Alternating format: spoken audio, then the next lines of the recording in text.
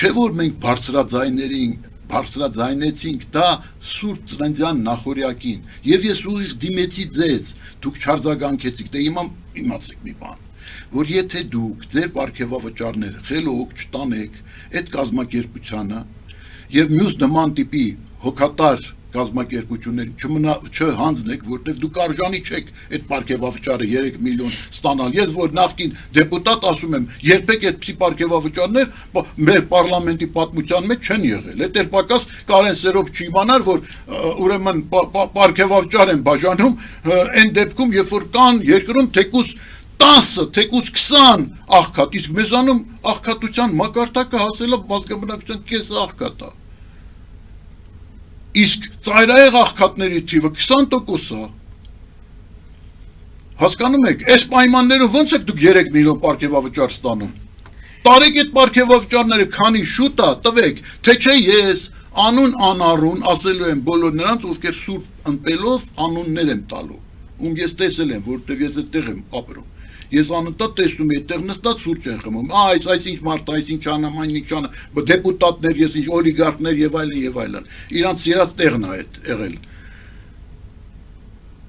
Դուք գիտեիք այս պատմությունը, իրավունք չունեիք դուք 3 միլիոն պարգևավճար ստանալու, երբ որ երկրում այսպիսի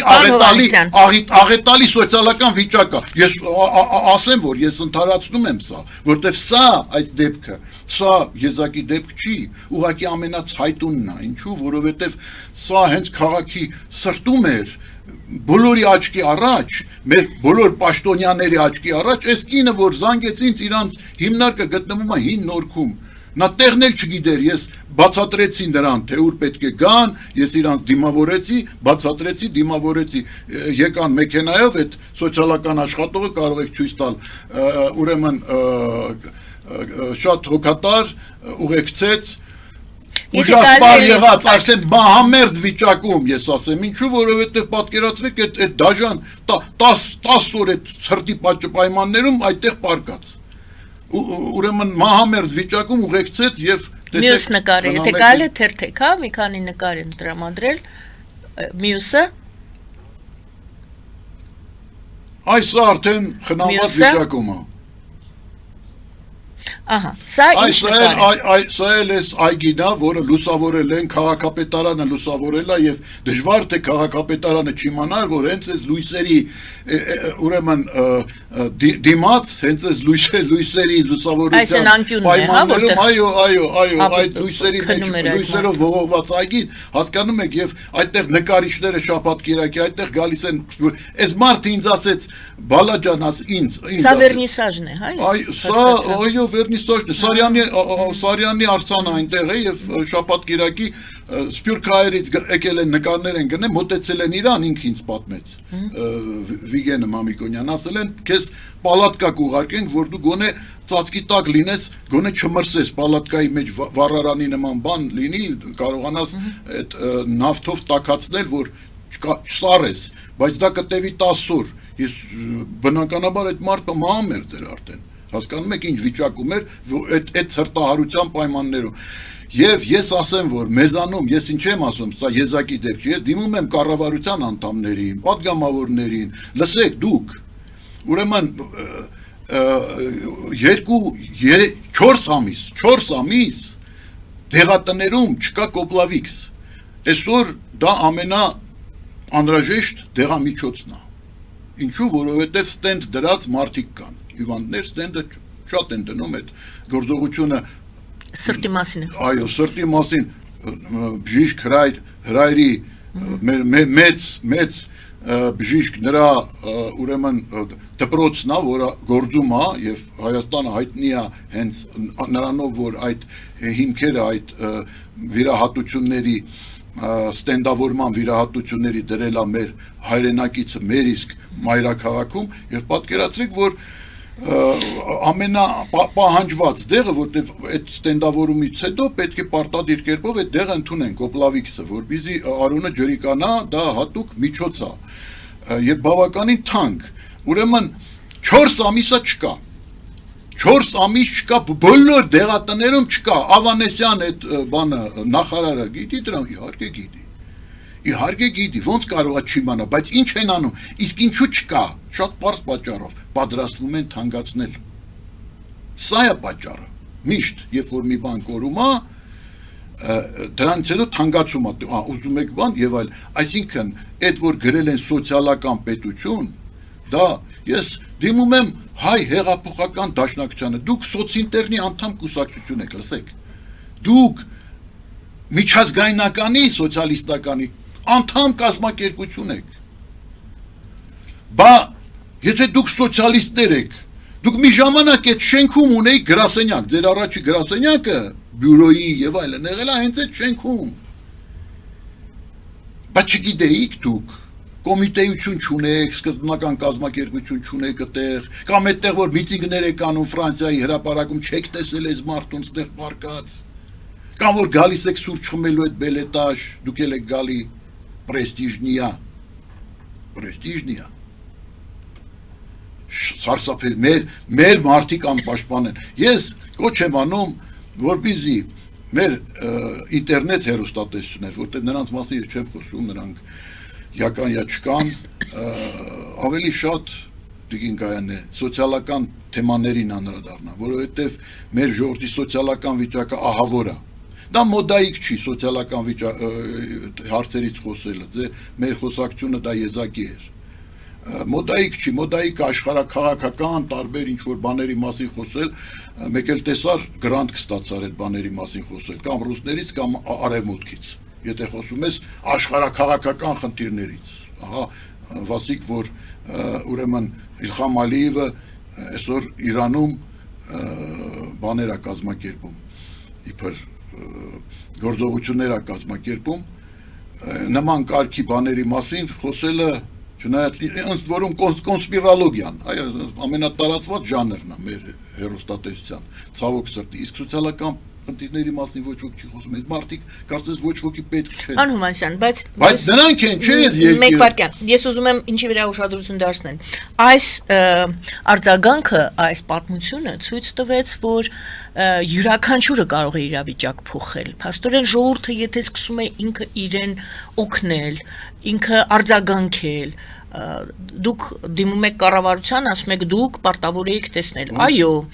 դիմում եք ազգային ժողովի պատգամավորներին, ասում եք դուք պարտավոր եք տեսնել, որտեղ դուք ազգային ժողով եք, դուք ներկայացնում եք հանրությանը։ Այո, բայց այնտեղից ոնց որ թե արձագանք ոչ թե ոնց որ թե չեղավ, եղավ ներքևից, այսինքն ժողովուրդը իրար ասելով, իրար օգնելով, նշանակում է արդյոք, որ իսկապես յուրաքանչյուրը կարող է հավատալ իր ուժերին եւ փոքր գործից մինչեւ մեծ գործը միասին կարողանանք մենք այս խնդիրներից այս ճահճացած վիճակից դուրս գանք, թե ոչ, թե սա եզակի ինչ-որ մի հատ դեպք էր։ Տիկին Արաքելյան, ես Դուք այնտեղ ընդհանրացրեցիք, այստեղ կարող ենք եւս ընդհանրացնել։ Նախ ասեմ ձեզ, որ ես այս խնդրի մասին բարձրաձայնել եմ ոչ թե մեկ անգամ եւ ձեզ մոտել եմ բարձրաձայնել ամեն, ես անդրադարձել 5 տարի, որ այդ մարդը պարկած է, ես 5 տարի բարբերաբար անդրադարձել եմ։ Պարզապես այս անգամ այնպես ստացվեց, որ Այս հաղորդումը ասեց այն մարդը, ով կարող էր դա ունի edge Facebook-ում, մերոնց տուն այդ Չէ, բայց դուք ուրիշ հարց եք բարձրացնում, ես ժողովրդի ժողովուրդը ոնց իմանա ինչ միջոցներով հնարավոր է օգնել։ Ես օրինակ ինքս հայտնաբերեցի, որ տենց կազմակերպություն կա մերոնց տուն, որը ունի նաև Facebook-ում edge Ես բաժանորդագրվեցի այդ էջին և այդ կազմակերպությունը ինձ տիկին անգինը,